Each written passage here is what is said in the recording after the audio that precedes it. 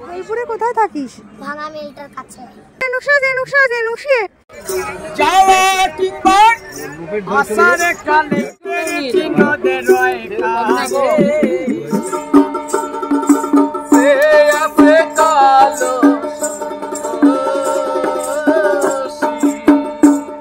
আমি হব তুই কেন গৌর হলি রে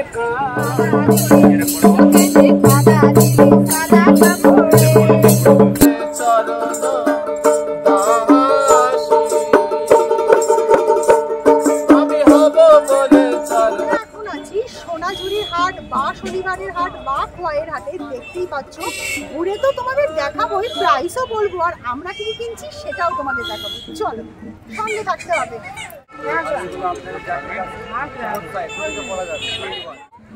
সব রকম দামের আছে, 125 আছে, 175 আছে, 250 আছে। এটা স্টল, এগুলো কত করে? 450। কত বলছে এই শাড়ি? এগুলো কত করে? এটা কি আছে? কলমকারি? আচ্ছা, এটা কালারটা খুব সুন্দর, দেখো মা, পার্পল কালার আছে। এটা কত? 350। এটা তুলে দেখাবি? বাহ, এটা কিরকম দাম আছে? 450। এটা কি কাঁথা স্টিচ? কত? 450। অন্য কালারে দেখা। এই আকাশিগুলো আমার সাইজটার থেকে এক সাইজ ছোট লাগবে। দেখো পুরোটা ধরো, ভালো লাগছে কিন্তু মা। ছোট সাইজ দেখা। এগুলো কি প্রাইস আছে দাদা? 450। এগুলো কি প্রাইস আছে? 550 টাকা আছে, হাতের কাজ। হাতের কাজ? একদম হাতের কাজ আছে, খাদির মধ্যে। এটা কাপড়টা কি আছে? খাদি। আপনি ধরলেই বুঝতে পারবেন। এর খাদি আমিও দিতে পারি, আপনিও যেন নিতে পারেন। মামা বলো, দেখো দেখি কোনটা বেশি ভালো লাগছে মা? আমার তো মনে হয় বেগুনিটা। এই সেলাই টেলাই সব ঠিক আছে তো? একদম না, এই যে বেগুনিটা দাও। ঠিক আছে, সাইডে বেল্ট। এটা নাইনি তো, উনি রাজি হলে তাহলে না। রাজি হয়েছে 300 টাকায় রাজি হয়েছে। 300 টাকায় রাজি হয়েছে বলছে।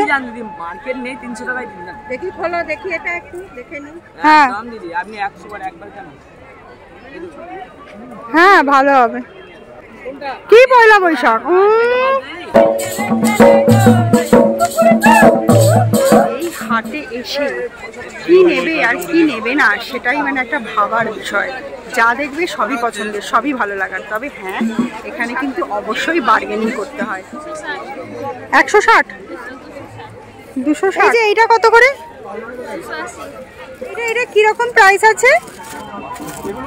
হ্যাঁ 750। একটু বড় সাইজের প্রাইস আছে। আচ্ছা 150 টাকা। 150 টাকা। এটা কি সুতির হবে?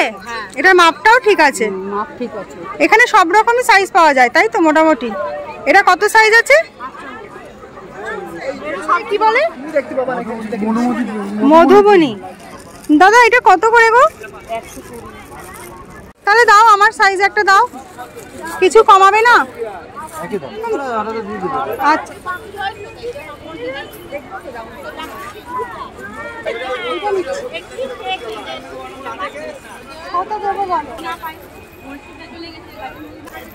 মানে দুটো করে চুড়ির সেট আছে এরকম। 200। এটা 200।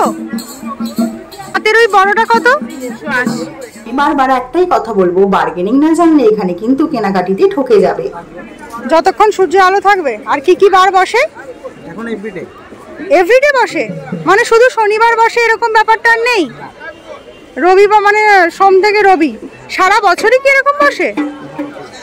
ও আচ্ছা আচ্ছা। ওখানের দিকের ওইটা কি গো? ওই যে শালবন নাকি ওটা? না, শালবন পাশেরটা। শালবন এপাশে। আর এইটা কি তাহলে? জঙ্গলটা ওখানে ছবি তোলার প্লেসটা ভালো আছে। ছবি তোলার প্লেস হয়।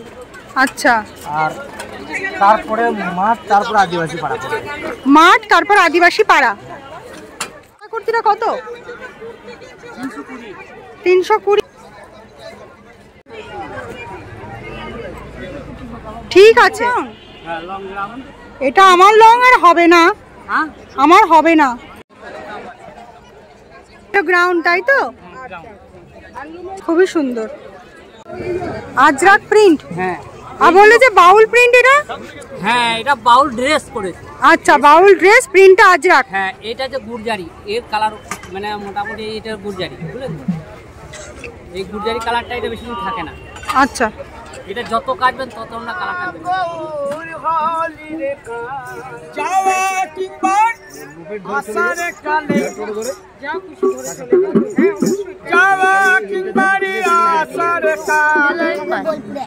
তুই বোলপুরে থাকিস? বোলপুরে কোথায় থাকিস?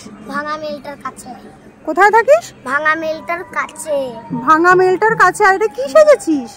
আচ্ছা দিদি, রাধা। সাজা কি? রাধা। আচ্ছা আচ্ছা, রাধা সেজেছিস। রাধা এরকম সাজতো? কে বললো তোকে? আমি জানি। তো প্রতিদিন কি অন্যরকম সাজিস? মানে এক একদিন এক এক রকম সাজিস? আজকে রাধা সেজেছিস? পড়াশোনা করিস? করিস না কেন?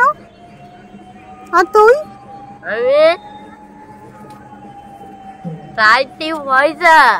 বোলপুর শান্তিনিকেতনের সোনাঝুরির হাট ঘোরার অভিজ্ঞতা খুব তিক্ত না হলেও একেবারে সুপ্রসন্নও হয়নি।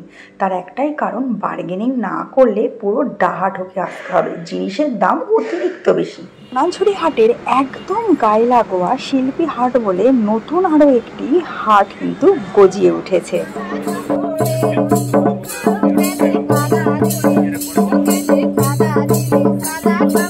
কি বলে এই প্রিন্টটাকে?